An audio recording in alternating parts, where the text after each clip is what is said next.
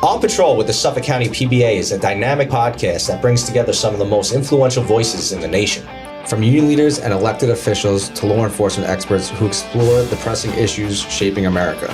Through thought-provoking conversations, we empower listeners to think critically about law enforcement, political policy, and the future of our society. Available on Spotify, iHeartRadio, YouTube, and all Suffolk PBA social media platforms. Tune in to On Patrol with the Suffolk County PBA. Welcome to another episode of On Patrol with the Suffolk County PBA. I'm CJ Hutter, the treasurer of the PBA. I'm Tanner Barrymore, the sergeant at arms of the PBA. And today we're excited to have Steve Flotteron on with us. Steve's one of the Suffolk County legislators, and we're excited to have you on and talk to us. Thanks for joining us. Well, thank you for the invite. Yes, I'm Suffolk County Legislator Steve Flotteron, and I'm in the 11th Legislative District, which is on the South Shore.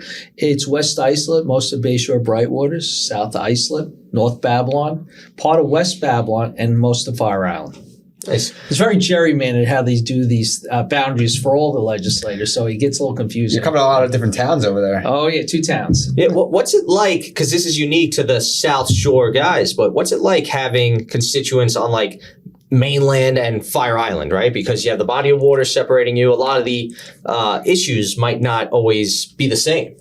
What's dramatically even different is a lot of the residents there are part-time residents. Right. And they're really, a majority of them are from places like New York City or the 5 boroughs. So it's also different demographics of personalities and everything else. But I'm honored to have in my backyard, because part of the reason I live in Long Island is our great beaches, and I have right in my backyard the Great South Bay. Nothing better than that. Right. And, the beaches are great. And prior to coming on the air, we were actually joking about, being in summertime right now and enjoying Long Island and not going away this time of year.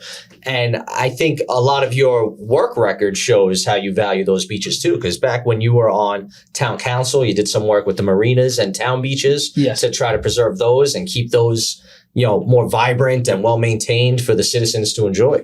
Well, I love Long Island. Yes, and during the summer, I don't really like going away unless I'm on Long Island going away.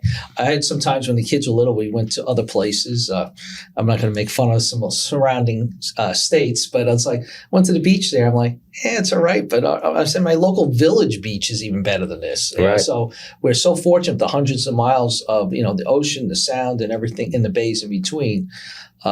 It's no place is better than that. And most of these other areas they're somewhat urbanized, where a lot of our oceanfront or beachfront is county parks, state parks, town parks, federal, national seashores. So we're not, we're much nicer than the Jersey Shore. I'll put it that way. We are very fortunate with all the beaches and parks that we have here. It's critical that we take care of them, and a lot of the work that you did to restore a lot of that is very important. Yeah, thank you. Well, one of the things we did last year, working with everybody together, is the referendum that passed last year. Which part of our problems is, as the population has grown over the decades, is we need most of Suffolk County is not sewered, and that slowly seeps into our aquifer and everything else. And we got the referendum passed last year where we'll be more sewering of Long Island, so the waste is treated instead of leaching into the bay, which causes brown tide and everything else. And also we're looking at with those funds is cleaning our streams. A lot of our streams are not flowing the same. Road runoff that's getting into there, which again affects our clams, our scallops, our oysters, etc. Right. Yeah. So a lot of those like wastewater programs and such, not only are they good for the environment, but it's good for business development as well. Exactly. That's what I found sometimes. I was working on a whole project with Fire Island about wastewater management because, you hear like, say, as we sewer areas like, say, Ronkonkoma or something, it takes over 30 years for that to leach into the bay. But on Fire Island, sometimes it's less than 30 days of leaching into the bay. Oh, wow. I never knew that. Well, you notice when you go to the beach, you dig down 6 inches, you see water. That's where the cesspool rings are sitting. So it gets really into the system right away. So I was working on a large project, and we had money in the budget working towards the design of wastewater management of Fire Island. And I think what's done wrong in the past, a lot of times, these issues that people consider green, they only talk about the green of the environment. But to me, it's also the green of economics and the tax base. Because in the long run, these houses aren't even canals into my district, maybe West Islip. They go for a couple $1 million. And people are paying that money because they want to have a boat and fishing and be able to play in the backyard. If the bay becomes polluted, those houses go down in value. And also that means the assessed value goes down, which hurts the tax base. So you have to really bring all the different sides together. And I was fortunate I was able to do that moving forward Fire Island. Right. And not only just the, assessed values and that sort of tax base, but also keeping people in the homes and keeping the population high, adds to the businesses in the area too, right? Definitely. We got to keep that economic flow going. Well, people are, you have millions of tourists each year just getting off at the Bayshore, Patchogue, or train station in Sayville to go over to Fire Island. Right. Again, if the bay was polluted, are they going to be coming out here with their dollars to spend the restaurants and the ferry terminals and the taxis, all that business? So it's tying that green of the economics in multiple ways. They probably go somewhere else because it's not worth going out there when it's disgusting and dirty like that. Exactly. Right. And being a show that focuses a lot on law enforcement issues, we talk about everything, but we talk a lot about law enforcement, maintaining that kind of quality of life and quality of the beaches and keeping the residents here in Suffolk County helps us do our job with public safety as well. Because if we had vacant homes everywhere, these things would become crack dens. Exactly. You need a healthy economy. You look at most places in the world where there are problems in different cities and stuff. It's usually lack of jobs and education. Right. We have, again, we have the best schools in the country, the best police force in the country, and it's safe here, and there's opportunity here and education here. Right. So again, one of these things fail, just like the human body, one thing fails, it could kill everything else. That's probably a big reason why when we saw during COVID, a lot of the people from the city were moving from the city out here to Long Island. Exactly. Yeah, we had all those things that they were looking for in life, right? So now, we talked about how you started off your life in government with Islip Town Council, right? Yes. And so what was that like? Because you actually grew up in Nassau County, but you came out here early in life, right? And you got right involved in the community right away. Exactly, yeah. I grew up in Lynbrook, and I moved out here about 30 years ago. I was fortunate to get a nice home at the time, Attracted to that quality of life and these beaches. I figured, hey, from a community that you were able to walk to the beach from your house or walk to a boat or whatever else, all the toys are right here in our backyard, which most people dream of on a vacation, plus you're still close to the city or other places for job opportunity. And I got civically involved because my community was part of the Bayshore community. And Bayshore had its problems, just like other places like Patchogue or Riverhead. They were in a decline. And I got civically involved day one. And about 10 years later, after I guess a bunch of successes, I got asked if I would run, and I ran for town board. And we could see, myself with many other people, how Bayshore's changed around. When I first moved there, it was over 50% of the businesses were boarded up. And now when I first moved there was like one pizzeria and that was it. Now there's 31 restaurants, 6 coffee houses. It's been a total rebirth. And from civic leader to doing things in the town, make sure that happen. Now in the county, work with you 5 gentlemen in the PBA is making sure we have the enforcement stuff, and also talking about how we were just talking about the economy. Again, jobs came in. Jobs came to downtown. It helped the economy and everything else. So it's a safer, better place. It really is nice over there. Yeah. I mean, I grew up in Queens, which is a lot different than I came out here, but I heard all the stories of how Bayshore, what it used to be like. And it really is nothing like now what people say it was like back then. It really is a clean town that's really up and coming and vibrant down there. I think that you guys have done a tremendous job in growing that area. And you can see by all the people that go out there. Yeah, some people get to ask, when I learned when I first moved out here, how did it ever get bad? Part is many different things, but part of it was back in many years ago when you were probably just born or something. There was all the psychiatric centers out here where there was like I think Pilgrim State was the largest in the world, I believe it. And there was 14,000 patients there. And the same thing with Central Islip Psychiatric Center.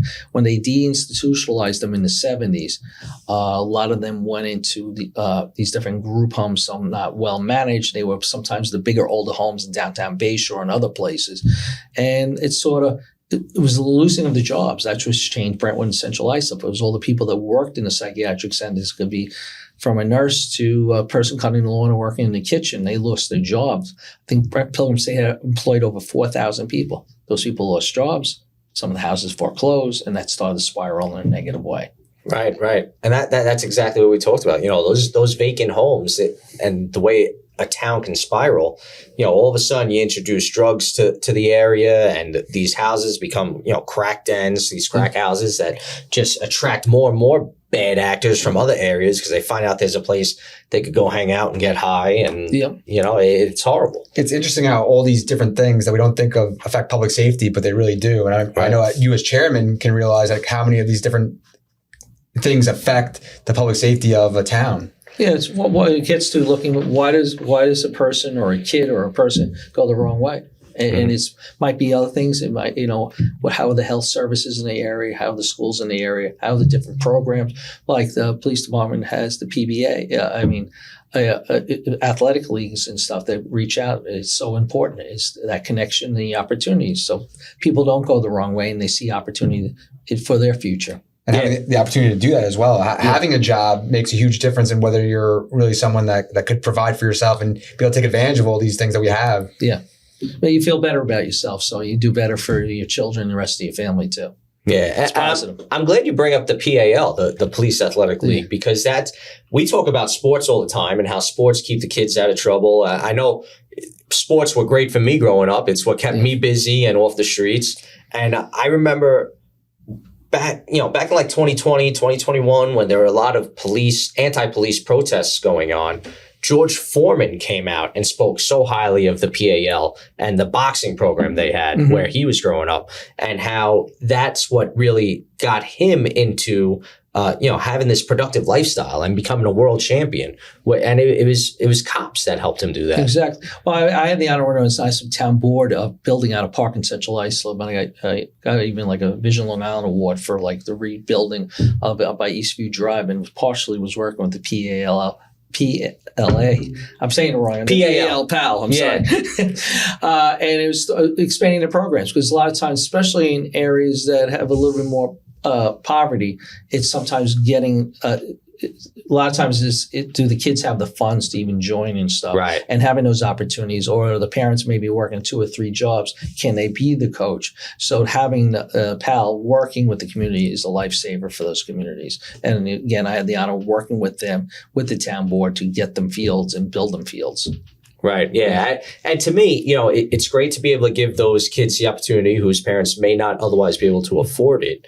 But I also like the idea of giving those kids positive experiences with the police, right? It's a positive interaction. It's for most of them, their first introduction to police officers and who we are, right? So when they see me as a coach and they know I'm also a police officer, it gives them that perspective of we're out here for the betterment of the community. Yeah. We're out here helping in ways that not everybody always thinks of us. Well, everyone in life, no matter where you are and what position you are, you didn't get there by yourself. It was other people that were role models, gave you a hand up.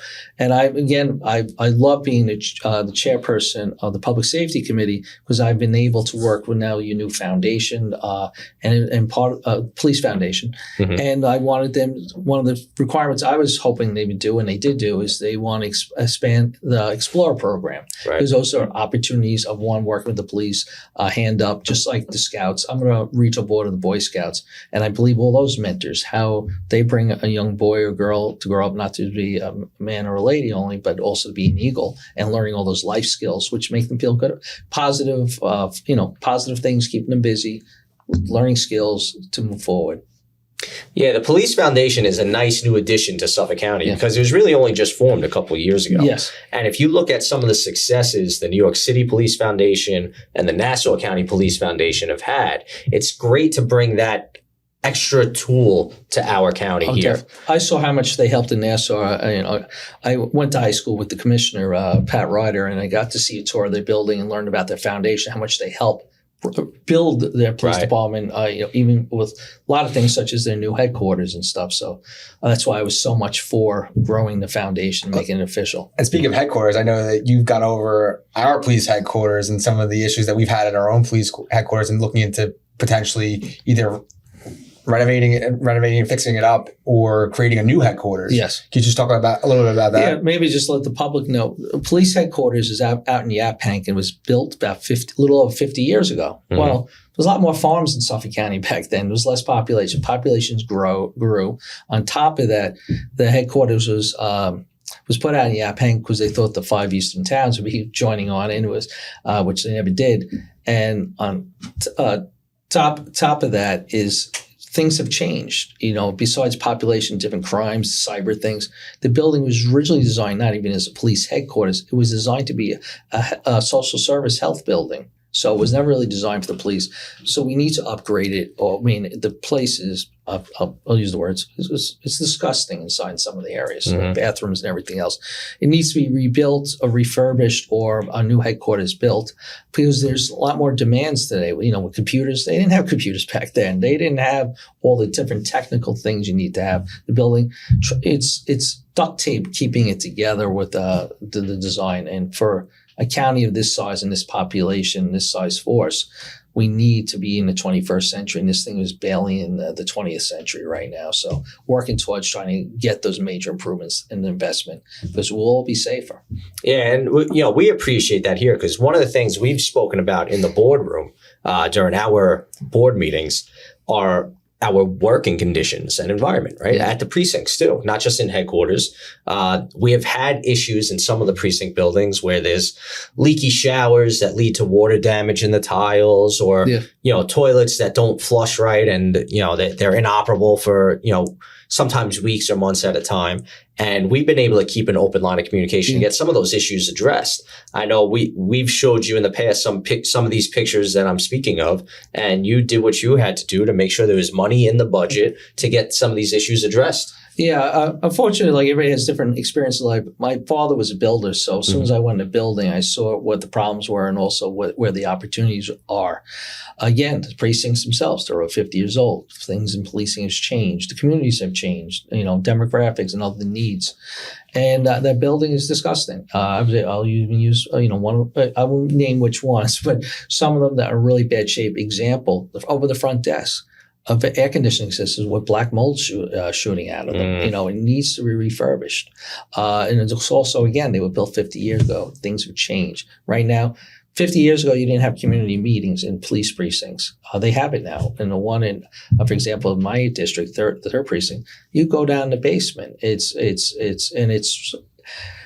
some basements in the world are rather nice, but this is a real old-time basement. It's sort of disgusting down there, and it's cramped. It's really not the right way to be inviting the public in, especially when you're trying to bring the community together with the police to feel safe and comfortable for some people. To bring down the basement, going in between desks where police are working to get to the stairs to even get down there, it's not set up right. So looking at shipping out each precinct one at a time, I met with the engineer that was hired by the county to start recently who's looking at and almost doing the scoping and finding out from the department what do you need. The needs have changed. Right.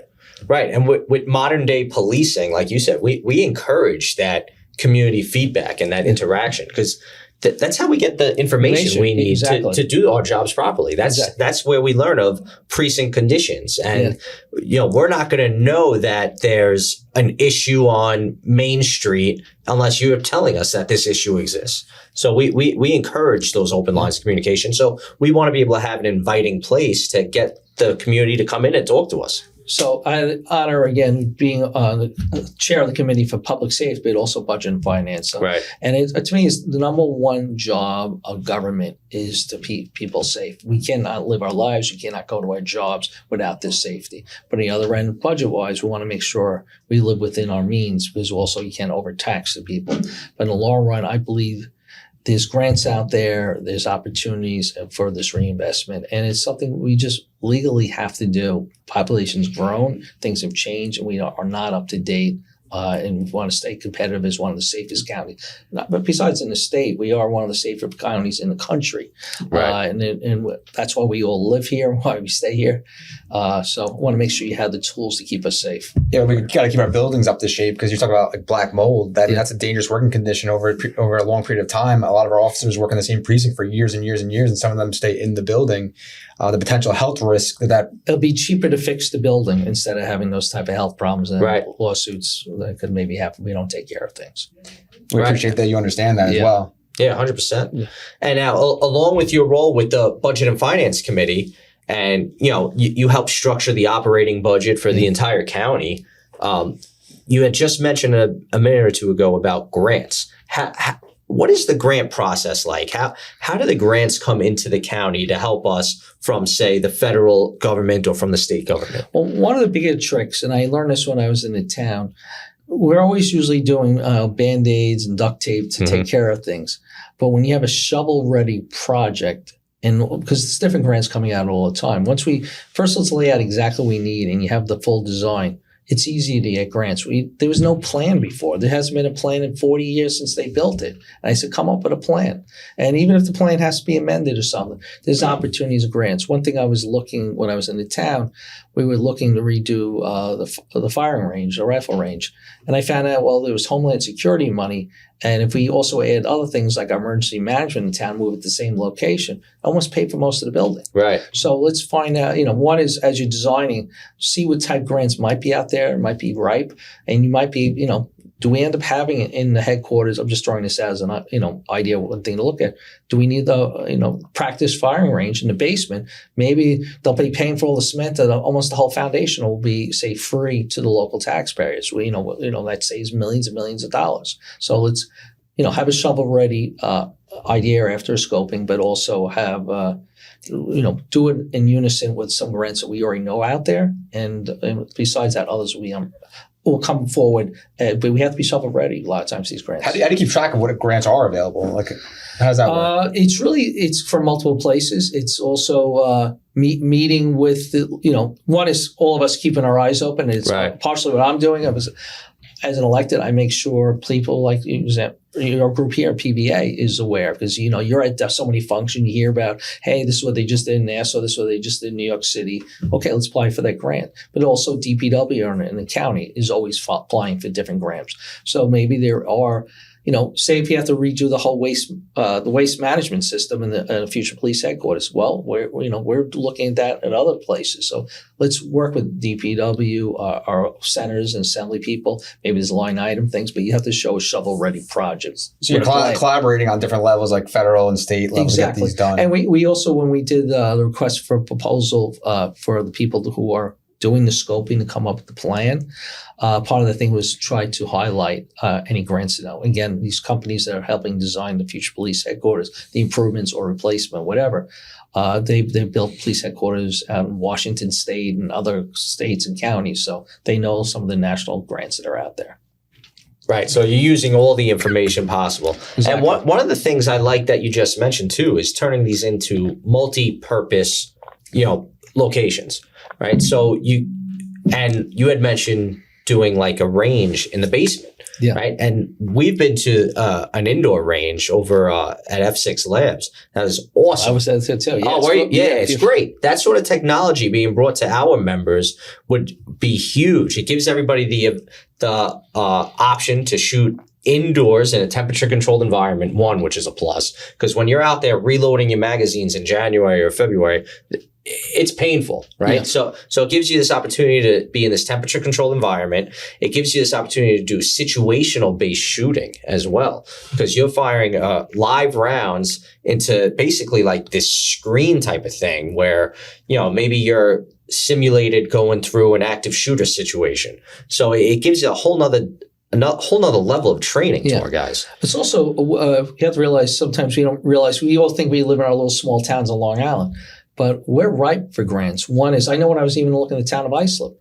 for Homeland Security ones, we're a bedroom community in New York City. We have an airport, train stations, and ferry terminals. We got to protect all of them. That was just in the town. Right. Think of this whole county of 10 towns. And also, if we were a state, Suffolk County would be larger than 10 other states. We don't forget what our population is. And so it's like we have real opportunity here. So as we say, some of these things might sound to some people a little grandiose. No, it's not. We're bigger than 10 states. You put Nassau and Suffolk together, we're bigger than, I think, 17 states. So we forget in our small towns, we're not that small. Right. It's almost half the country. Yeah. 17 states, yeah. Yeah. And, one of the things that we also already touched on, the Police Foundation in Nassau County helped fund a lot of their projects Exactly. with their new building, right? They have a brand new police academy. It's gorgeous. A brand new Hogan's Alley. That's beautiful. Yeah. So, if we could tie in the new Suffolk County Police Foundation and these grants, it turns these things into feasible projects. That was my whole, quiet goal I've been working on the last 8 years after having toured Nassau County, which came from their headquarters where it's beautiful and modern. They have all the tools and equipment that we should have equally here. Was that, and two, how do they fund it? That's why I was asking about the foundation. Right. I was honored to say I was able to even connect with the foundation, just knowing business people in my other life, people that donated to be part of the organization where help get started. Because I also at the same time was I'm on the regional board of the Scouts. I want to make sure they have the materials to grow with the Explorer program, because I think our youth. I think too many are always just being sent away to college only. There's other opportunities. There's different trades, and there's working with the police department. I'm worried about in the future as in numbers of recruits, but police and sheriffs are all the numbers are down. We used to have 40,000 people take the test, and now it's a tenth of that. I get worried. So, and they're good paying jobs. They pay better than most of the jobs the kids will be getting out of college over the time. I think even the sheriffs, after the new contract, after 8 years, they're making close to $160,000. So, you know what? That's more than most lawyers make. And and we need a new good talent for the future. You need public employees to make that type of wage to be able to live out here, especially with the prices of everything out here right now, especially the houses. Yeah, the small house that needs work is almost $700,000 almost anywhere. Right, right, and that's one of the things that really motivated us to start this podcast was to be able to get positive messaging about policing out there. Because I think one of the things that's worked against police recruitment and corrections and deputy sheriffs is not as many kids are growing up wanting to be cops anymore. It's all the negative rhetoric that's out there. But I would say Suffolk County Police Department is doing a great job, especially with the COPE offices and all the community outreach, community meetings, and they've been working plus with PAL and everything else. So I think we've been doing a great job here, but it's still a hard fight when it's all this national rhetoric about anti-police, which these are, you guys and, first responders, you're the ones who protect us, and we need you. And we need to grow that base for our own future. We're all getting old here, so we need some of these younger kids to step up for it. Right. Yeah. It's important for our society to have people growing up wanting to be cops, firemen, teachers, nurses, doctors, right? All these people that help maintain this quality of life and the safety of us and our families and just our way of life. Well, I know the interview is going this. I'll throw it back at you.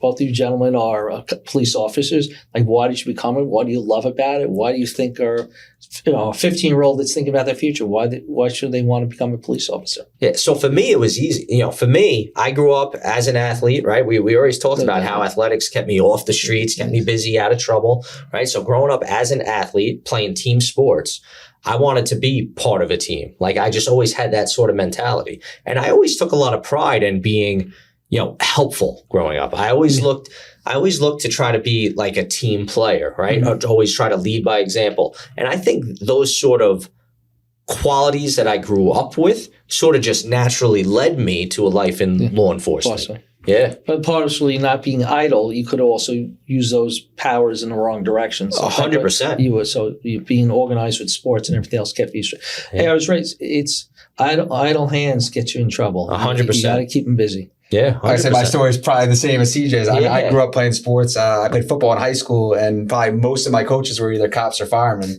Right. So I wanted to be one or the other. And I wound up going to the NYPD, and I came out here, and all that had to do with playing sports. It kept me out of trouble, and those were my role models when I was growing up.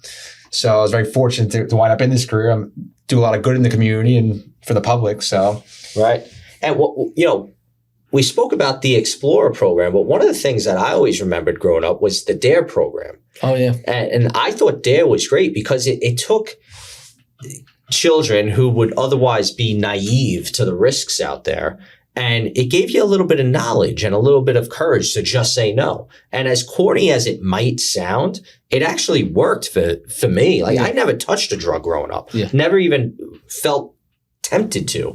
Anytime something was ever presented to me or there was any sort of peer pressure in high school. I never fell to it. Yeah, we were raised to just leave. Then. I thought the DARE program was great growing up, and actually, my DARE officer growing up, Officer Val, ended up being one of my best friend's mother later in life. Before I even met her son, she was my DARE officer, and then we ended up playing baseball together through college.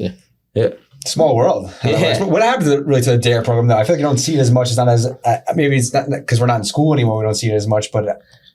I think I got pulled away a little bit. I don't know if there's a little controversy on. I don't know, but I think it's important to have that or fix whatever some people felt was wrong with it. Right. Yeah. I think if we can fix it and move forward, because especially after the opioid crisis we've been witnessing over the last decade here in Suffolk County. Exactly. I think that could definitely help combat some of the recreational drug use that's been going on. I'm willing to partner with you on trying to work on that. Yeah. That'd be a good partnership. I think the education of that, a lot of kids don't see all the stuff that happens when you start turning to alcohol and drugs, especially at a young age. I think that could be something that's very valuable to our school systems out here, keeping kids out of trouble. We talk about. I remember when I was younger, I was asking a kid I was friendly with, but he smoked a lot. And it was just like, why do you do that? And his answer was, I'm bored and have nothing else to do. And Idle hands, devil's playground. Yeah. That's why I always worked after school, besides being on sports. I figured, okay, that doesn't sound smart, and I'm going to work, and I'm going to buy myself a car when I turn 17. I focused on something else. Right. Yeah, you got to be goal-oriented. There's got to be something to work towards. You don't want to just waste your time. Yeah. Money is time, and time is money, right? Right. Absolutely. Yeah. So, a lot of this stuff, it all comes together, right? It's all little pieces of the equation, right? Between, the DARE program, the PAL sports, all these things that help the police department and help our communities stay in this positive focused, environment, positive focused ideas. What are some of the things that, as Public Safety Committee Chairman, have you guys been looking at to further improve public safety?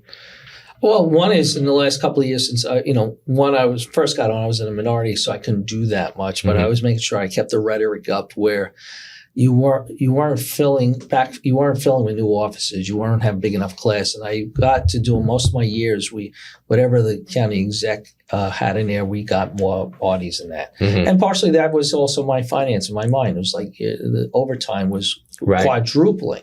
And it was basically, some people say, well, you hire more people, it's going to cost more money.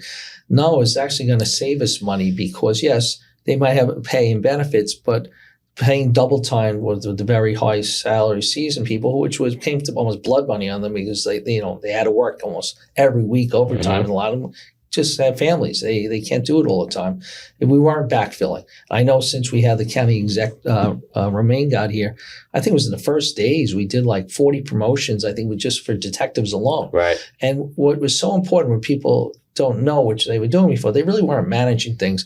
And like 40 detectives, that means it was like 40 positions where they weren't working on solving crimes. So you always hear, he maybe gave a report and never heard anything on. Yeah, they didn't have enough people. And then we had the positions, we had the salary. They just didn't fill it, and they just used the money for overtime and fixing that.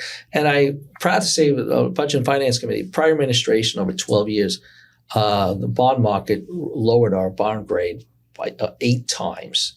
And I try to tell people, it's not being political or anything. That's with Wall Street. That's an outside agency.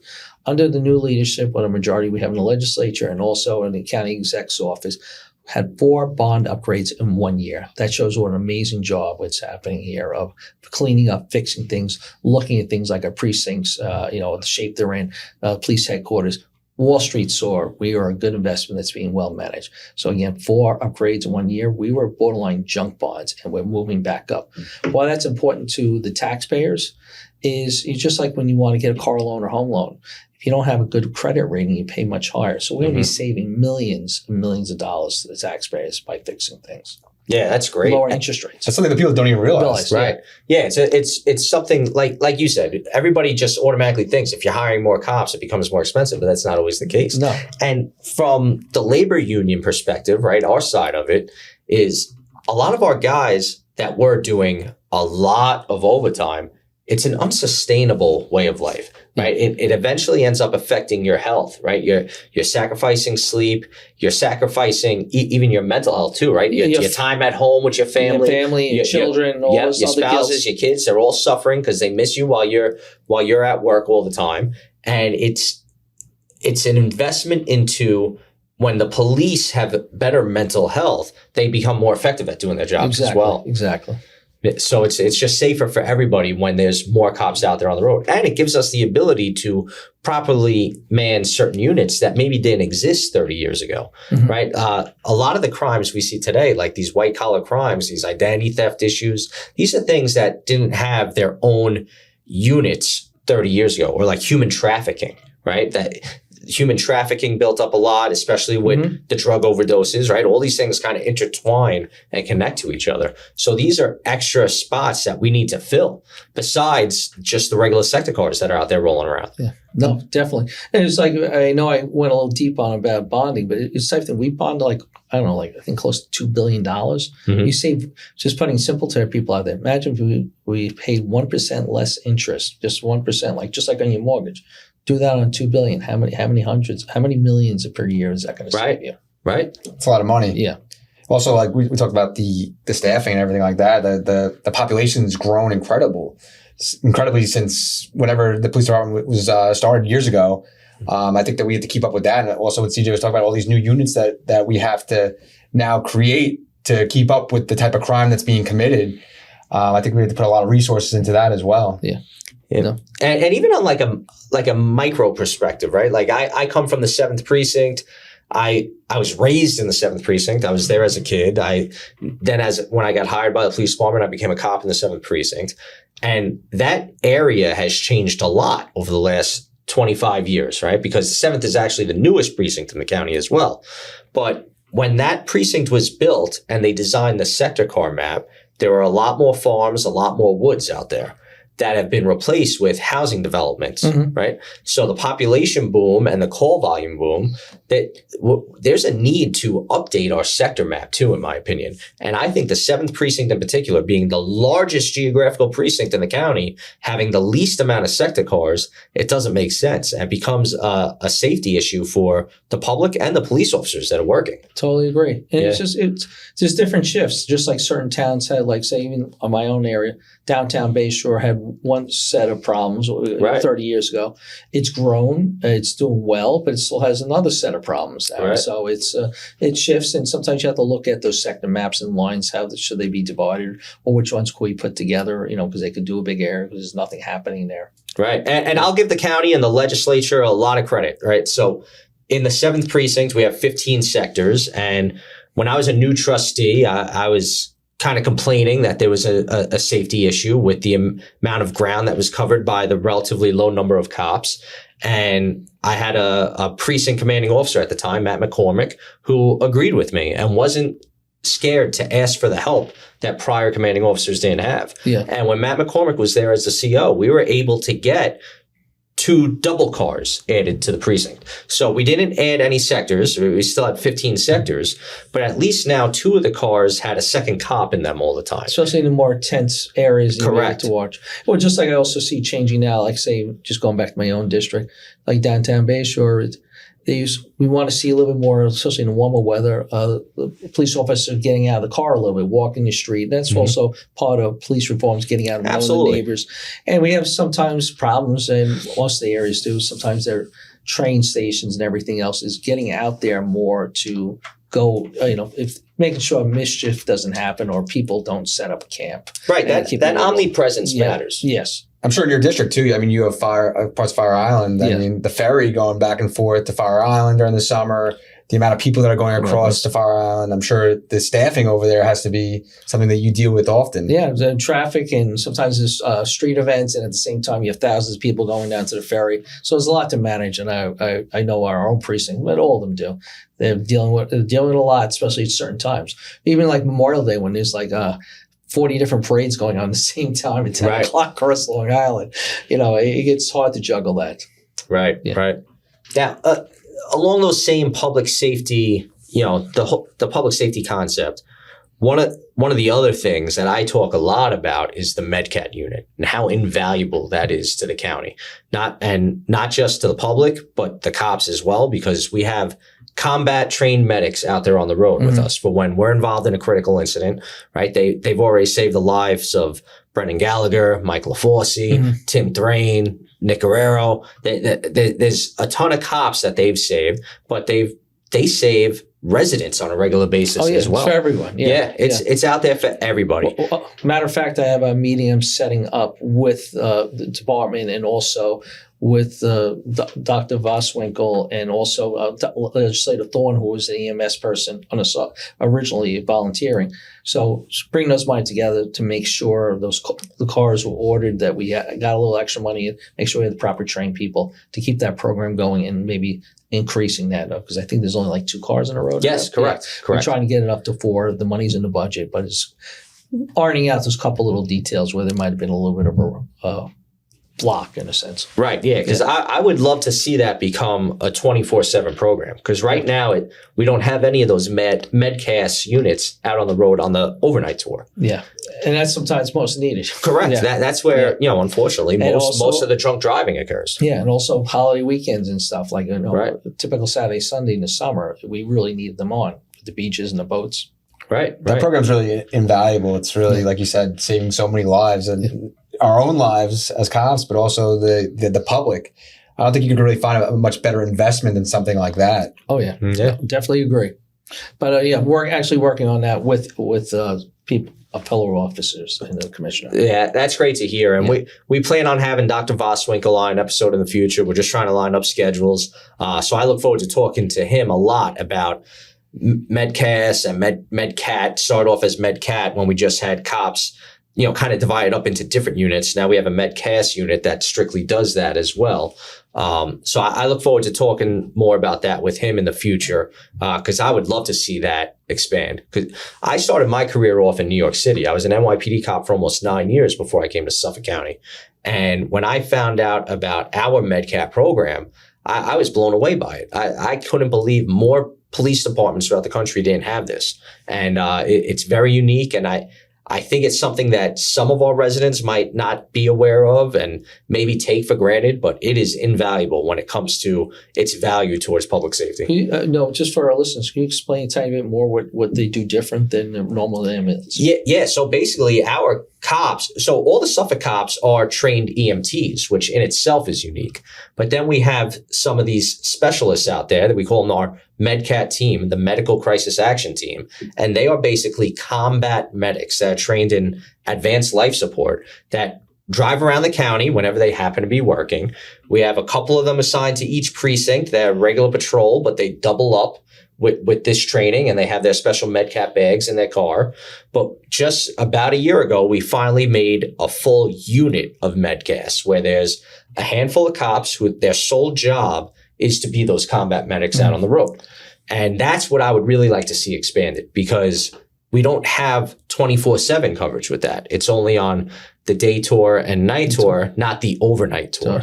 And to have that coverage on the overnight tour where it will be life-saving. Yeah, absolutely. Because it's only a matter of time before there's some sort of vehicle accident where somebody is critically injured, and the difference of them making it to the hospital and getting on the surgical table in time could be within minutes. Yeah, within minutes. Stopping the bleed properly. Right. And it could be the difference of having a MedCast cop on scene versus not. No. Definitely important. That's why I said I'm trying to push that we dig in the budget for 2 more cars. Yeah, and whatever little roadblocks there are, there's a lot of moving parts to move these type of things forward. So, and just to further what you just said, our guys can go into dangerous situations a lot easier than a regular EMT or paramedic can that are not cops. Yeah. Right. You talk about like a shooting or something like that, something like that happening on a major level in this county. You have multiple units that can now go into a scene like that, be safe about it, and provide early care to people that are hurt or injured during a situation like that. I think that will save a lot of lives. Yeah, no, I think it's definitely needed. Like you just pointed out, they have so many much more training than a normal EMT. Correct. We're volunteers, wonderful people that save our lives. So thankful for. But sometimes, like you pointed out, Officer Gallagher, like that was a prime example why the unit's so important. Right. Yeah. Police Officer Dennis O'Connor actually had to crawl into the car with Brendan before they could extricate him. Yeah. And stop the bleeding. Dennis O'Connor was literally putting pressure on the wounds and keeping him alive until they were able to get him out of the car. Yeah. Oh. And like Tanner pointed out, if you're in an active shooter situation, I mean, I would rather have paramedics coming to help that are also armed with guns because they're cops, right? So they could take law enforcement action and the medical action at the same time. Yeah, that's who you have to send in. Yeah. Right. So, yeah, it's great to hear that it's on your radar. It's great to hear that we're looking to expand these programs for the betterment of public safety. One of the things that Tanner and I spoke about before you came in today, too, was our patrol radio service, our patrol radio coverage, right? So, like, when I was a cop working in Mastic, every once in a while, my radio signal would cut out. And we used to try to take note of the locations where our radios would stop working. And we were always kind of hoping that we would come to some sort of fix with changing, satellite coverage or whatever it had to be done, right? Is there any more talk about upgrading the radios, or has anything been done maybe since I got off the road a few years ago? I'm not as positive on that. I know we have purchased some things. We're upgrading radios all the time right now. I guess there was different type of radio, the band or something. Right. And we're constantly, every year, we're getting more and more of those. But it seems like sometimes we really maybe need in certain spots where we just have to put a tower for safety. Right. Yeah. Right. Yeah, I think the tower, and one of the terms I always used to get told is a repeater. Yeah. Right. It's a certain kind of tower that might be cheaper than a regular tower and you would think of. Less obtrusive. Correct. But it could maybe bring you out into those little peninsular neighborhoods that you worry about. Correct. Yeah. Correct. So those areas like deep in the north part of the county, like I work in the 2nd precinct. I know in the 4th precinct they definitely have areas where you just get no service on the radio. You can't even hear what's going on the radio. And then what happens if you're in an emergency and you're trying to use your radio to signal somebody else to come for help and you can't get over the air clearly? No, I think it's important. It's also Long Island, even boaters, it's having the opportunity of using their phone and getting reception. Absolutely. So of course you can't do it maybe way out in the ocean, but still in our bays where half of it's dead, we should be able, again, with the population we have here, we need to be taking care of that. Right. Yeah. Absolutely. I agree 100%. A lot of the stuff we talk about as officer safety issues, it can be, also explained in a public safety sort of sense as well. Well, it's for everyone because, there's a person calling for help. Can they get the help? Can they get the phone call out? Right. Yeah. And you've been on the ledge for eight years, finishing 8 years? Yes. And how long have you been chair of public safety? Chair, I guess it's the last 4 years. Okay. And what's like the biggest thing that you want to be remembered for as the chair of public safety? Well, maybe something that you've done already, or maybe something that you plan on doing? It's probably two of the things. One of the ones I've really been leading is about rebuilding or building a new police headquarters, and also the refurbishment of our precincts. It's something. It's just, again, I have pictures on my phone of like most people would not believe how disgusting some parts of the building are. And for public safety, it's just like a regular company or job would not be allowed to have working conditions like that. So from, like I said, from black mold in the ceiling to crime scene tape to hold together chairs, it's just like, it's that bad. Right. And if it wouldn't be acceptable in the private sector, why would it be acceptable in the public sector? Exactly. Like you have hefty bags over urinals and stuff. That's ridiculous, Right. Yeah. It's great to hear that that's at least on the radar. And I know I have seen improvements myself after speaking of some of these issues with you. So it's good that the public and our membership hears that it's on the radar. And even if it may seem slow, there is a process to all these things, and they are getting done. It's just a matter of getting to your building in particular. Yeah. And it's after a while, it's enough is enough with Band-Aids. Like the TV show Love It or List It, at a certain point, like we just need to build new, or it ends up being cheaper sometimes. And getting into, for example, in the medical examiner's office, we had in front of us a couple of years back, $18 million to fix the medical examiner's office. But all it was fixing was the air conditioning and the air quality, $18 million. And it got to, it's like, yeah, but it's not addressing all the different mod needs we need. Maybe another examining room, more square footage for storage, especially during the pandemic.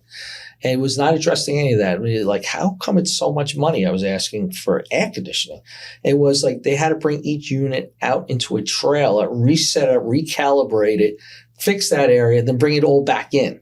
So you're almost building an air handler out in the parking lot in a temporary facility, moving the stuff out, then rebuilding the inside. You're almost building it twice. So is it almost easier to build a new building or an extension with all where the problems maybe were, and not have to spend so much on restaging? Right. So it was a penny. It was like penny wise, dollar foolish on a lot of the designs, and it's like, let's fix it right. So we are redoing that too, because again, science has changed on medical examiners. Like we saw what happened with the Gilgo case. A thread of hair that's 10 years old, we could solve cases. Oh, we have to give them the right materials to work with. Yeah, that initial investment might be higher, but in the long term, you're saving so much more money because you're not fixing all these nonsense problems. And like I started at the beginning, if it's shovel ready, there's opportunities also grants. Right. Instead of just Band-Aids, it's harder to get grants. Yeah, long-term thinking. I've always been taught, at a young age, it's always better to think long-term rather than short-term. Yeah. And these aren't regular offices when I talk about it. These are scientific areas, and our stuff is 50 years old. Back in the 70s, again, I remember growing up, it's like, wow, people about buying new homes in Stony Brook back then. It's like, no, they built way past that exit. It's 50 years later. Right. It's hundreds of thousands more in population on Long Island. Crime has changed. Technology has changed. And we're still doing it in a 1970 building that was actually never designed for police headquarters. It was designed for health services. Right. We appreciate all your efforts with that. And you've been great to the police and to us, the PBA, since you've been in office. I think we've talked about a number of subjects today. What are some parting notes you want to leave with us on the show, or is there anything you'd like to talk about real quick before? One thing I sort of start off with, I think the number one function of government is keeping us safe. We cannot start a day, or kids can't walk to school, you can't go to work, you can't be safe in your home. Then we don't have a society. So it's the number one thing we need to do, and we need to invest in it right. Or if not, you have anarchy and things go the wrong way, and we see that in so many other countries. That's why so many people want to come here, because we're a country of laws, and let's keep things safe. Yeah, especially Suffolk County. Yeah, thank you, Steve. I appreciate it. Thank you for joining us today. Yeah, thank you. Thank you. Appreciate it.